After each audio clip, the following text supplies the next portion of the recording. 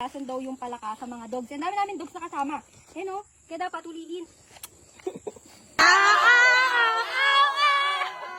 Heto na ata ang isa sa birthday celebration ng mga anak ko na halos magbuwis buhay na si mami siyang makakuha lang ng magagandang pictures. At sa sobrang enjoy nga ng ating mga kasama, eto't first time na lobat ang ating kumiya.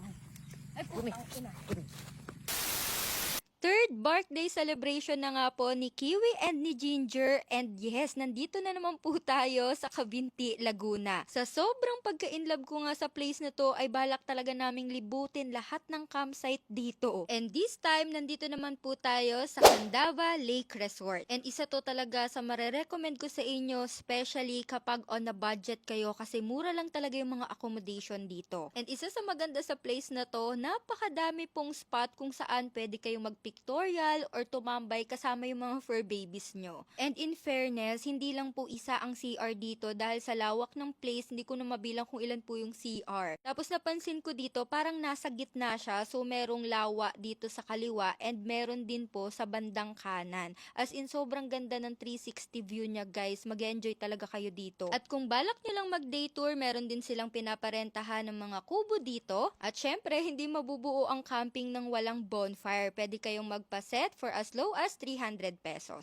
Ilalagay ko din pala dyan sa screen yung rates ng kanilang mga accommodation para may idea kayo, and yung rent namin dito for 2 nights is yung concrete house which is 3,000 per night. At ngayon nga nalibot ko na kayo dito sa Candaba Lake Resort, makikita nyo kung gaano ka-enjoy ang ating mga batang kasama. As in, napakalawak po ng playground nila dito. As in, alam kong pagod na pagod sila, which is, sabi ko nga, ang asong pagod ay masaya yan. E nakakatuwa talaga tong si Kiwi and si Ginger. Hindi talaga mapagkakaila na magkapatid sila. At syempre, hindi lang po sila ang nag-enjoy. Pati na po ang mga bisita nila na si Batibot Hazi at si Kumi. Ay talaga naman ng Kumi, akala mo naman talaga birthday niya kung makatakbo wagas. Sabi ko nga, minsan lang naman talaga makalabas tong batang to, kaya talagang inoff-leash namin siya at hinayaan namin siyang tumakbo ng tumakbo. After nga ng playtime ng mga pango, ay nagset na kami ng aming tent kasi dito natin ilalagay yung happy birthday decoration ni Kiwi at ni Ginger. And pasensya na po sa mga solid campers dyan dahil alam kong kulang-kulang pa rin po ang gamit namin. So kung meron kayong maire-recommend,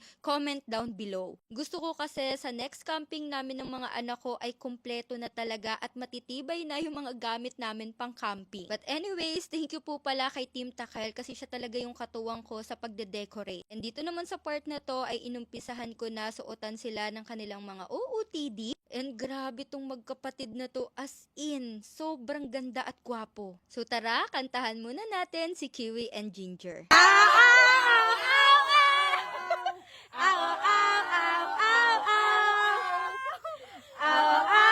At eto na nga, nung uumpisahan ko na nga silang i-pictorial, hindi ko naman inakala na kailangan ko pang magbuwis buhay para lang makuhanan sila ng magagandang shots. As in, parang naging super fur mom talaga ang mami siyang nyo dito. As in, buwis buhay talaga ako. Hindi ko din kasi alam kung bakit napakataas niyan, pero walang hagdan. Pero nakakatawa din yung mga gantong memories kasi as in talagang core memories. Pero kung nakasubaybay nga kayo sa Siyang Puche since day 1, alam na alam nyo na ang dalawang to ay literal na lumaki sa social media. Kasi simula nag-lock si Kali and si Zoe hanggang sa pagbubuntis ni Zoe ay talagang naka-vlog yan. Ay, sabi nila, nasa camping kasi kami, sabi nila, lason daw yung palaka sa mga dogs. Ang dami namin dogs na kasama. Ayan o, kaya dapat ulihin. Ayan o. Baka to yung prinsesa yan. Grabe, gusto lang naman yan mabuhay. Bakit sinawag nyo silang lason? Sige lang, pakawalan mo na. Pakawalan na natin. Saan? Dito dapat sa Batis. Wow, bakit? Lawa talaga yan. And isa sa ma-advise ko, once na nag-camping kayo kasama mga fur babies nyo, don't forget ang kanilang mga first aid kit. For example, itong palaka ay lason sa kanila. Always bring activated charcoal. Ay, putang ina. At eto na nga po yung clip kung saan gusto lang naman namin magpaka-aesthetic ni Kiwi and ni Ginger habang nasa ilalim ng bahaghari. Pero ang Kumi ayaw talaga niyang magpatinag. Kung hindi talaga namin siya nasalunan, diretso talaga siya sa lawa. Sa lawa talaga siya pupulutin. So, another memories kasama ang aking mga anak. Pakibati naman po si Kiwi and Ginger. Yun lang. Sana nag-enjoy kayo. Bye-bye!